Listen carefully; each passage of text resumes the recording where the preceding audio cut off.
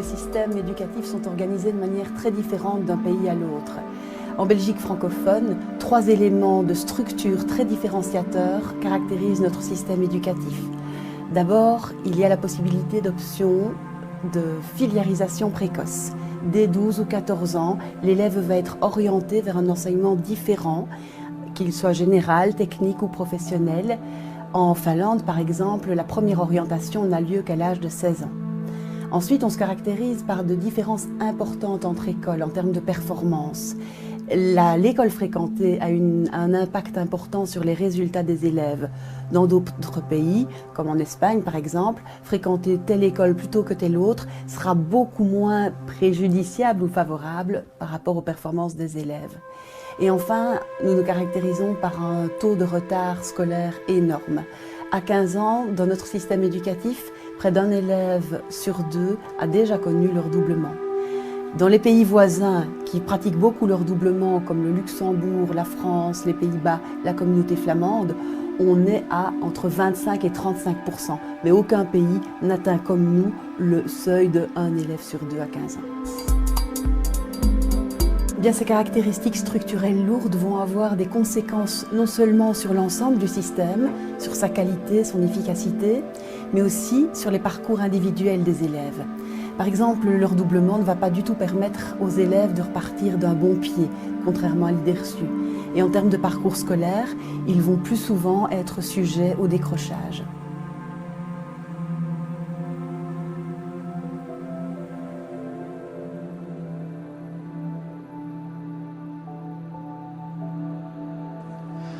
L'Union européenne veut privatiser le marché éducatif. Ça s'appelle le marché éducatif. Et donc, vous avez un site magnifique qui s'appelle Appel pour une école démocratique, dans lequel il est allé chercher tous les textes de l'OCDE. L'OCDE, c'est le club européen dont l'objectif est de nous faire passer la pilule des privatisations. D'accord, en habillant ça avec des termes. Hein. La réforme du lycée, le lycée modulaire, le lycée à la carte. Comme ça, le choix laissé aux élèves de choisir, la liberté de choix, enfin bref. Privatisation, marchandisation du système complète. Et donc cette phrase, écoutez cette phrase magnifique d'un rapport de l'OCDE de 1999, les perspectives de profit pour les investisseurs institutionnels. Vous savez qui c'est? Maintenant, on le sait depuis le crack, là. C'est les assurances, les fonds de pension américains et les banques. Donc, des gens qui ont des milliards à jouer en bourse. On appelle ça les investisseurs institutionnels, les zinzins. Bon. Eh bien, les perspectives de profit sur le marché éducatif, c'est-à-dire si on arrive à péter l'éducation nationale et à ouvrir un système de marché éducatif, les perspectives de profit sont de l'ordre de 1 à 7, c'est-à-dire 7 euros ramassés pour 1 euro investi, quand elles ne sont que de 1 à 2 sur le marché de la construction automobile. Rapport de l'OCDE 1999. Est-ce que vous croyez que les zinzins sont assez zinzins pour laisser passer une perspective de profit de 1 à 7? Et donc il faut péter les éducations nationales en Europe, et c'est déjà commencé.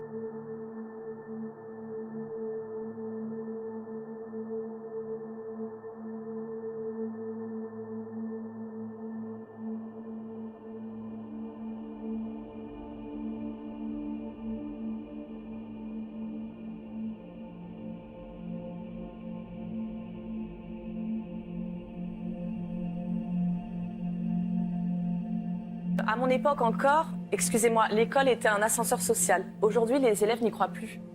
Clairement.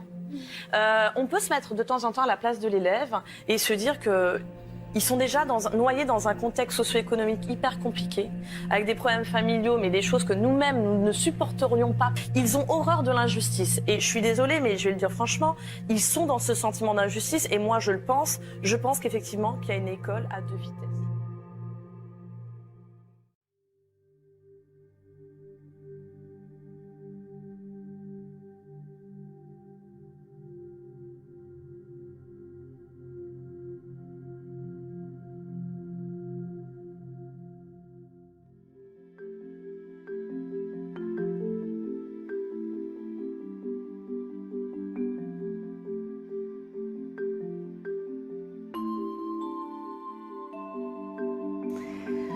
pense comme beaucoup de parents et comme beaucoup d'enseignants, je me suis beaucoup interrogée sur la place de l'autorité, la place de l'effort, la place de la transmission. Je me suis demandé aussi quelles pouvaient être les missions de l'école dans ce monde qui est en train de changer à toute allure et on ne sait même pas quels vont être les métiers de demain, donc comment former nos élèves.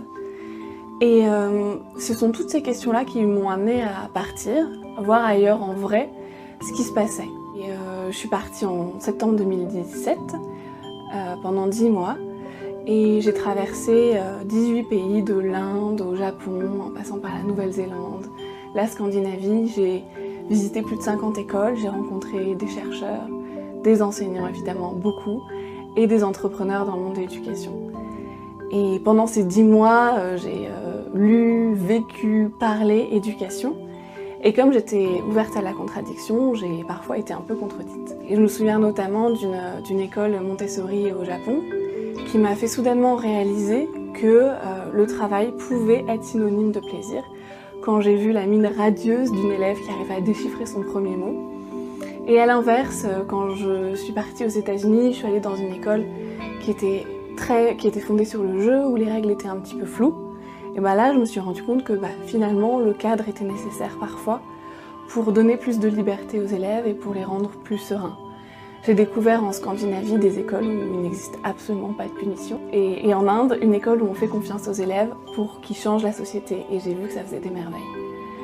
Bref, je suis rentrée et toutes ces observations de terrain m'ont permis, j'espère, de sortir des clivages habituels sur l'éducation. Et j'ai réalisé en rentrant qu'il n'y avait pas vraiment de solution miracle, il n'y a pas de pédagogie qui serait meilleure que d'autres, mais un constat assez simple qui est le suivant: quand on consacre du temps et des moyens à soigner l'humain, à soigner les adultes, à soigner les élèves, l'école peut changer.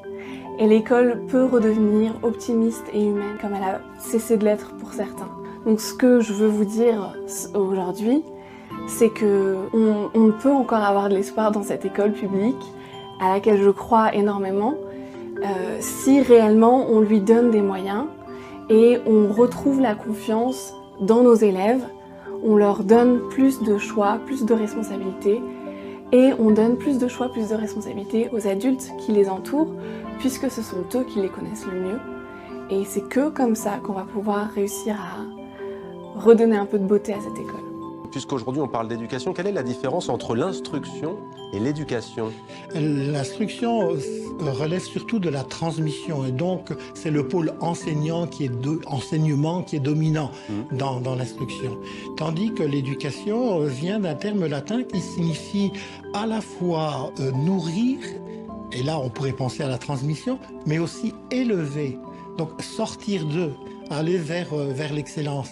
Et les grandes figures de l'éducation de ce numéro l'ont très bien montré. Dès Confucius, Confucius montre qu'il est important d'élever l'homme, d'élever un homme de bien, c'est-à-dire un homme qui cherche toujours à aller en profondeur dans les choses. Et c'est le sens du mot éducation. On est plutôt du côté de l'apprentissage que du seul enseignement. Alors justement, Confucius, en 2014, il y a 5 ans, vous lui avez consacré un colloque. Que reste-t-il aujourd'hui en Asie? On loue souvent les pays asiatiques pour leur classement de meilleurs établissements. Que reste-t-il aujourd'hui de Confucius dans l'enseignement, dans l'éducation en tout cas, dans les pays asiatiques? Il reste quand même une figure très, très importante, même dans le collectif des Asiatiques. Vous savez que, suivant la philosophie Confucius, le maître a énormément d'importance. Et les enseignants dans la culture confucéenne sont des personnes à statut social, je ne dis pas économique, mais social, extrêmement important, et qui sont donc vénérés par les élèves. Et donc, on a beaucoup de respect pour le maître et cela pousse évidemment les élèves, les étudiants des cultures confucéennes à se donner beaucoup, à s'engager beaucoup dans le travail scolaire, ce qui explique sans doute en grande partie les résultats très performants. Paulo Freire est arrivé à un moment où, suite à la domination coloniale, a succédé la domination des dictatures. En Amérique du Sud, en Amérique notamment au Brésil. du Sud, au Brésil d'abord, mais aussi dans les autres pays d'Amérique du du Sud. D'ailleurs, il a dû fuir à un certain moment donné le Brésil pour se réfugier au Chili, où le même problème se posait. Il y a une classe populaire, évidemment, qui était dominée par des classes dirigeantes. Donc lui, on lui doit la pédagogie des opprimés. Ah oui. Qu'est-ce qu'elle a permis, la pédagogie des opprimés? Donc ce livre vraiment essentiel, paru en 1968, c'est une date quand même qu'on retient très facilement, elle dit qu'il ne suffit pas d'alphabétiser les adultes, puisque la masse populaire est essentiellement analphabète. Il faut vraiment lui faire prendre conscience de la réalité dans laquelle il se trouve, et pas seulement de la comprendre, mais aussi de s'engager pour se libérer. Et donc, il défendait le pouvoir de libération des personnes simplement en comprenant leur environnement et en prenant conscience de leur oppression, mais pas simplement en prenant conscience de leur oppression, en essayant de s'en libérer.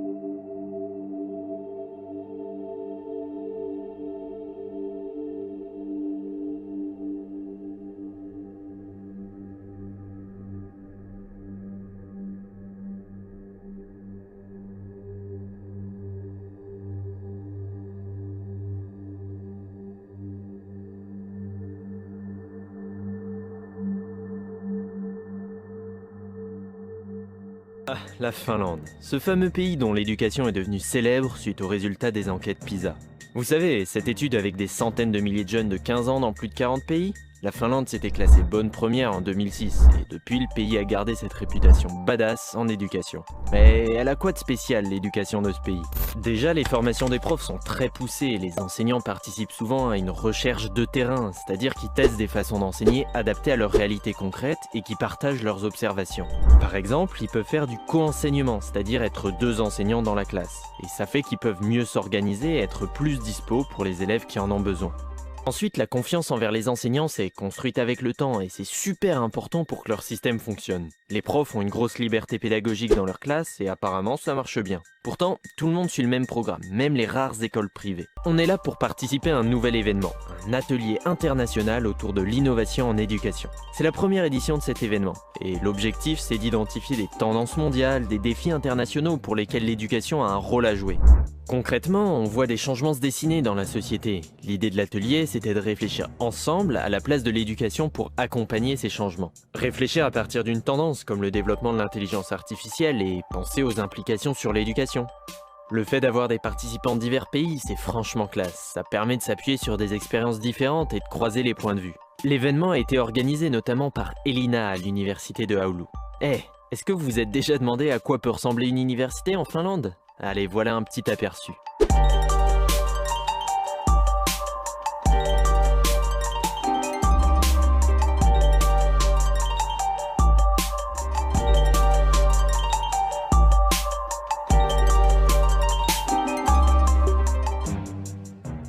Et oui, il y a des 10 ans, même si je n'avais pas de hashtag pour verser mes peines dedans, en tant qu'enseignante de SVT de collège et de lycée, j'ai bien connu ce pas de vague. Oui, j'ai connu cet élève qui défonce ma porte et dit vas-y, ferme ta gueule, je vais t'en coller une. Et ce formateur qui me dit Madame Ferroni, vous savez, la gestion de classe est une problématique qui vous est personnelle.